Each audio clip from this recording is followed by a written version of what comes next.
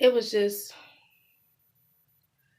it was really hard, y'all. And talking about contemplating suicide, this is no joke. It was like, people will look at me crazy if I say this, but jail was the best time of my life. And y'all think I'm crazy. Welcome back, my beautiful and beloved people. And today I am here with a story time. Now, this story time is not funny per se, but some of the things that happened were kind of like, you dumb dumb, like obvious, like why would you do that? But today I'm going to be telling the story of how I went to jail. And I'm only smiling because uh it's just so funny to like think of it now. Like I actually went to jail, and it was like, no, I wasn't there for 4 hours, 72 hours. No, I went to jail, y'all. Um but I will be telling you how God brought me through it. That's going to be the key point of this story. So first I'm going to start off by saying I went to jail. It was about, I don't know, I want to say 2017. I know it was in 2017, so a few years ago. Maybe 2016. I'm lying. 2016. So it was a good few years ago. And man, so I was in a relationship with a female, and we had been together for like almost a year, and we had ups and downs. I mean, ups and downs, and I was only 19, so I called myself living with somebody. She was older than me. I'm not gonna say how old. She's older than me. And I called myself living with her, and we were just doing our thing, and that was just that. So why um one night, this is back when I was drinking and smoking, and I did all of those things. So we had agreed as a couple that we were going to stop smoking. And by smoking, I'm talking about the green. So we said we were going to stop doing that. And I didn't really fully agree, but I felt compelled to agree because, I wanted to make her happy and make, you're in a relationship, you want to make the other person happy, y'all want to be happy, da da da da. So I decided I'm going to stop smoking. And I wasn't really ready to, but that night, her and one of our roommates were drinking, and I didn't drink, and I still don't drink for real. But yes, they were drinking, and they were having a jolly good time, and I was sitting there looking stupid because I wasn't smoking anymore, so I couldn't smoke, and it wasn't really something that I agreed on doing. Like, oh, I'm just stop smoking. So instead, I sat there and I looked stupid, and I was getting mad, just sitting there just getting mad because they're having a good time. And then we go inside, everybody goes their separate ways because this was our roommate. So she goes down to where she lived, and we went upstairs to where we lived. And we got into like an argument because I guess I was being too like upset for her while she was feeling good. So I was being upset and she was feeling good. So she like went off on me, and back then like I had a where I could sit and where I could sit through a lot of stuff. So like if you were coming at me, like I could take it for a little bit. So I was taking it, and she said something that triggered me, and I just went off. And I know y'all hear of everybody saying that like they saw red and that they just went blank, and it really did happen to me. Like I don't remember like where it flipped, but all I know is that it flipped. So I flipped and I started like attacking her, fighting her. And she did fight me back, but at first she was not fighting back. So I felt like I was the true aggressor. So that happened, and then our roommates from downstairs came upstairs, and they saw what was going on. They kind of thought that she was the aggressor, so they like were getting her off of me and letting me go basically. So I grabbed my things. But mind you, let me go back. Before before this, before they came upstairs, before the altercation even started, I had my purse in my hand and I had my keys and my charger. Like I was getting ready to go. Because she was kicking me out, and I feel like that was one of the triggers because she knew I had nowhere to go. So she was kicking me out and I was leaving, but then she said something that really made me, I don't know, it was a trigger. Something triggered me. And then that's when I saw red. Excuse me. That's when I saw red. So then after that, I told you that our roommates came upstairs. They broke us up. They let me go, and I grabbed everything. I didn't have no shoes on, y'all. It was hectic. I grabbed everything, and I went to my car and I left. And at this time I was living in St. Louis, so it wasn't even where I'm at now. Like it was out of town, so I didn't have any family. Except for my mom, my biological mom. She was out there, but she was actually that night, she was at the hospital with my younger sister, so it wasn't like I had anywhere to go. So I was kind of just driving around aimlessly, and then that night I went back to my college campus, which was like 30 minutes from where I lived. Went back there because I knew some girls, and I knew they would let me stay overnight. So I went there, I chilled with my homies I ain't seen in a while. We chilled, we smoked because I wasn't ready to quit yet, and I was kind of being forced to, but that's what we did. And I woke up the next morning because I had to take my younger sister to school, I think, and I went and I took her to school, so I had to drive 30 minutes back to where I live, and I took her to school. And after that, like, I kind of just went about my day. I took it as, like, we were going to break up or whatever, and it was over with.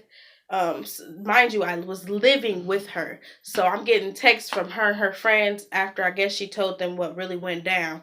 I'm getting texts from her and her friends, and they're like, calling me all types of names and like, come get your ish.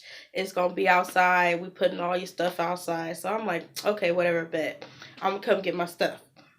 So I go get my stuff, and that night I went and got my stuff. I didn't go like right away because I was gonna wait for them to set it outside. Like I'm not gonna go back inside of the house and start another altercation. That's stupid.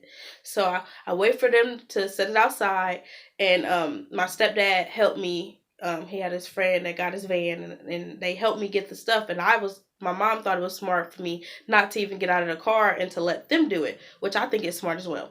So I let them do it, but all the roommates is over here running their mouth, and they just antagonizing the heck out of us, talking about my stepdad, talking about my mom, just talking about everybody, trying to start a fight. That's what they wanted. So eventually we leave, but then I noticed that I didn't have, like, I had this nice radio stereo system, and I noticed that they didn't set that outside. So I'm like, I call them back, and I'm like, where's my stereo system? They was like, somebody must have took it because it was nice, and they set everything out on the street. So somebody must have took it. Boom, boom, bow.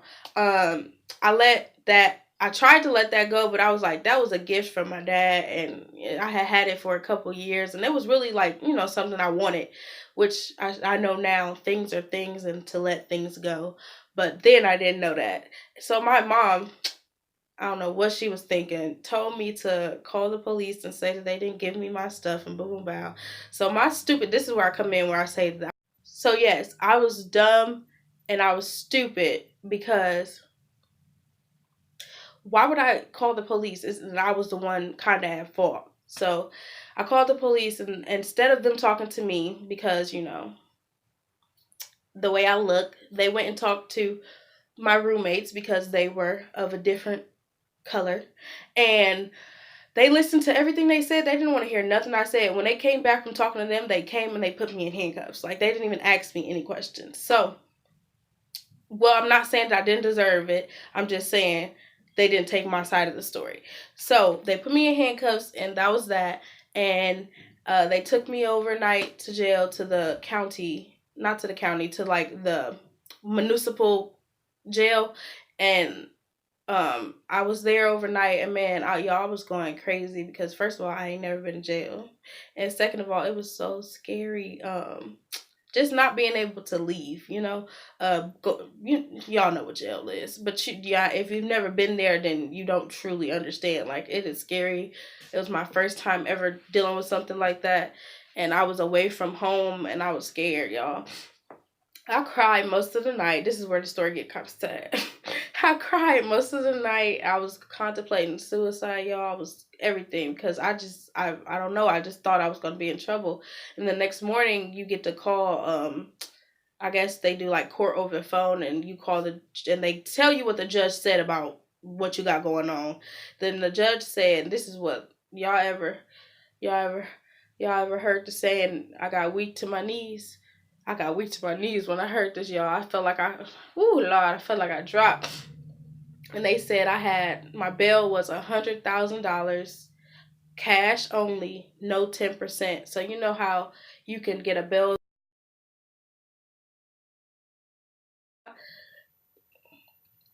It was just, it was really hard, y'all. And I don't know. I really thought I was gonna make it, y'all. I didn't know nobody that had no $100,000. I didn't know anyone that could pay that amount of money for me to get out or anything like that. So I went back to my cell, and that's so like hard to say. I went back to my cell and I waited, and talking about contemplating suicide. This is no joke. I'm not laughing. It's not funny, but it's what happened. So, um, they came and they transferred me over to the county, and I went to the county, and the first night I was there, it was kind of like a shocker. So I was just, staying to myself or whatever. And I had a roomie, and my roomie, she was real, what you would say, positive about what was going on with her situation. So in turn, that made me be like, actually, I ended up going to the church service they had that night, and that was one of the first times I had any type of connection with God in a while, because I was pushing him off because of the lifestyle that I was living. So after that, y'all, I came back to my cell, and I was like, I am not finna sit in here and be miserable. However long I'm here, I'm not gonna sit here and be miserable, because I know that it was God's plan. Like, it really helped me to get readjusted to um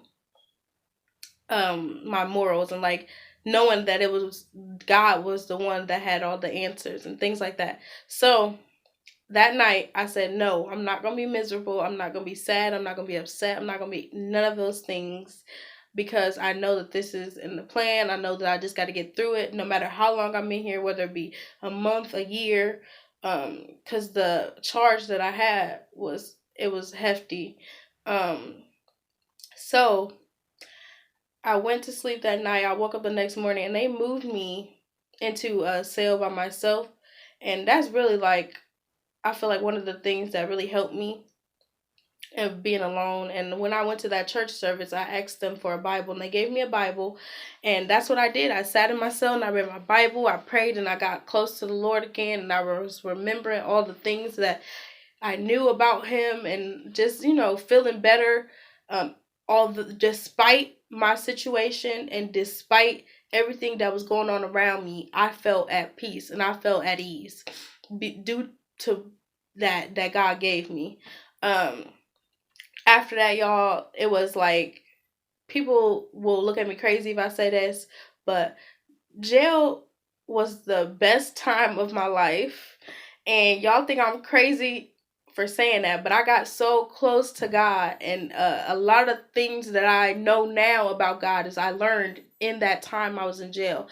I studied my word, I fasted, although it wasn't that hard to fast because the food was gross.